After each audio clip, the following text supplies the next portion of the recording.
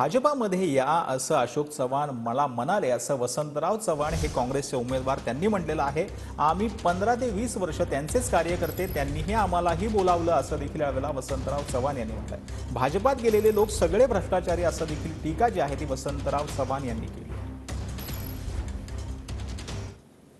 आघाडीचे उमेदवार वसंतराव चव्हाण यांची सभा मराठवाड्यात इथे पार पडली आणि या सभेत जे त्यांनी काही दावे केले।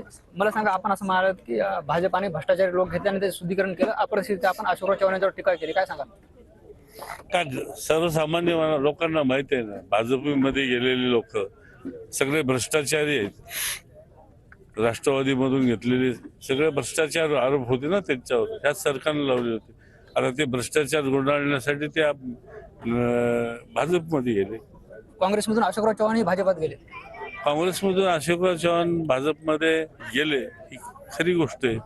खरं म्हणजे काँग्रेस पक्षाने यांना 25 वर्षे हातावर तळफोडासारखं वागवलं, पण अचानक का गेले?